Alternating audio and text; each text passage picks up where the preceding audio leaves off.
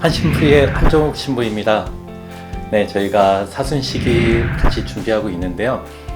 사순시기 준비하면서 저도 책을 이리저리 찾아보다 보니까요. 우리가 이꾸지냈었다 그럴까요? 너무 그냥 친숙해서 지나쳤다 그럴까요?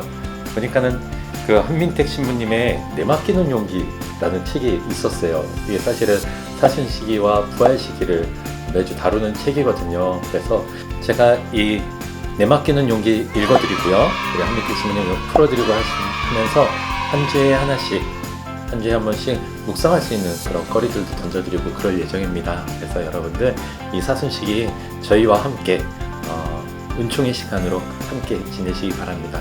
그리고 또 부활 때에도 계속해서 이어지는 내용입니다. 그래서 부활 시기도 저희와 함께 하면 좋겠습니다. 네, 감사합니다. 그러면 지금부터 책 읽도록 하겠습니다. 내 맡기는 용기, 사순 제1주간 유혹, 하느님과 관계에서 맞닥뜨리는 유혹. 교회는 사순 제1주일 복음을 통해 신자들로 하여금 자신의 그릇된 하느님상을 지우고 참된 하느님께로 다가올 것을 권고합니다. 악마가 광야에 나타난 예수님을 유혹하는 장면을 우리는 기억합니다. 40일 동안 밤낮을 가리지 않고 단식하셔서 배가 고프신 예수님 앞에서 악마는 유혹합니다. 당신이 하느님의 아들이라면 이 돌들에게 빵이 되라고 해보시오. 두 번째 유혹은 거룩한 도성의 성전 꼭대기에서 행해집니다. 당신이 하느님의 아들이라면 밑으로 몸을 던져보시오. 악마는 그분을 매우 높은 산으로 데리고 가 세상의 나라와 영광을 보여주며 세 번째 유혹을 던집니다. 당신이 땅에 엎드려 나에게 경배하면 저 모든 것을 당신에게 주겠소. 허무맹랑한 것처럼 들리는 이 유혹들은 사실 하느님과의 관계에 있어 우리가 줄곧 맞닥뜨리는 유혹들입니다. 돌더러 빵이 되라고 하는 유혹.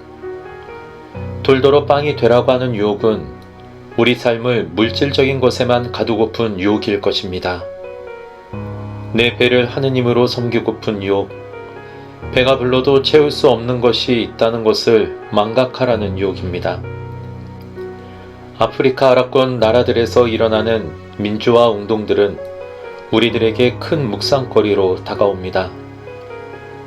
앙굴렘 교구장이며 프랑스 학사원 회원이신 클레도 다쟁스 주교님은 이런 말씀을 하셨습니다. 이집트와 튀니지에서 일어난 일련의 일들을 유럽 사람들이 미리 예견하지 못했다는 점에서 그는 매우 놀랐다는 것입니다. 사실 그런 일들은 충분히 예견할 수 있는 일이었음에도 무엇이 우리의 눈을 가렸던 것일까 하는 물음이었던 것입니다. 이집트와 튀니지는 프랑스 사람들에게 휴양지로서 각광을 받았습니다. 이들 나라의 국민들도 어느 정도 잘 사는 사람들처럼 보입니다. 하지만 민주화 운동을 통해 드러난 현실은 아무리 잘 살아도 아무리 잘 먹어도 채워지지 않는 무언가가 있다는 것입니다. 인간을 진정으로 살게 해주는 것은 인간 각자가 지닌 존엄성과 자유, 그리고 권리라는 근본적인 가치들이라는 것입니다. 민주화운동에 목숨을 바친 이들이 외칩니다. 우리는 빵이 아니라 자유를 찾으러 왔다고 말입니다. 이러한 의미에서 악마의 유혹은 우리에게도 지속됩니다.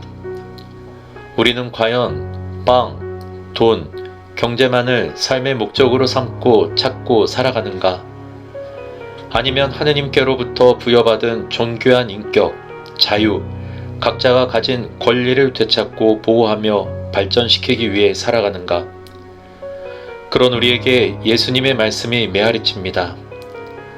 사람은 빵만으로 살지 않고 하느님의 입에서 나오는 모든 말씀으로 산다. 하느님을 시험하고픈 유혹. 두 번째 유혹, 즉 당신이 하느님의 아들이라면 성전 꼭대기에서 몸을 던져보라는 말은 하느님을 시험해 보라는 말입니다. 이 유혹 뒤에는 하느님의 침묵이라는 엄청난 도전이 담겨 있습니다. 과연 하느님은 계시는가? 어떤 방식으로 현존하시는가? 계시다면 왜 당신을 드러내지 않으시는가? 이러한 근본적인 질문들은 우리가 잘 살아가는 것처럼 느껴질 때는 잘 보이지 않습니다. 그런데 우리 삶이 여러 문제와 걱정들로, 고통과 시련으로 흔들거리고 급기야 신앙까지도 위기를 겪게 되면 조금씩 우리 안에서 의구심이라는 유혹이 고개를 듭니다. 내가 겪는 이 상황에도 과연 하느님은 계신가? 어디에 계신가? 정말 내 삶에 나와 함께 계셨던 것인가? 하느님께 대한 신뢰가 조금씩 허물어지면서 하느님께 끊임없이 표징을 요구합니다. 하느님을 시험합니다. 당신이 계시다면 표징을 보여달라고 합니다. 당신이 지금 나와 함께 계시다는 표징을. 악마가 하느님을 시험해 보라며 던지는 유혹의 뿌리는 하느님께 대한 신뢰를 조금씩 허물어뜨리는 것에 있습니다. 그런 우리에게 예수님께서 단호하게 말씀하십니다. 주 너의 하느님을 시험하지 마라. 어떤 하느님의 나라를 바라는가? 세 번째 유혹은 세상의 나라와 영광에 관한 유혹입니다. 이 질문은 예수님께서 장차 이루실 하느님 나라가 과연 어떠한 모습인지에 대해 묻습니다. 그 나라는 힘이나 눈에 보이는 영광으로 이룰 나라인가 아닌가? 하느님 나라는 과연 이 세상에서 우리 힘으로 만들 수 있는 나라인가 아닌가? 우리가 생각하는 하느님 나라는 어떠한 나라입니까?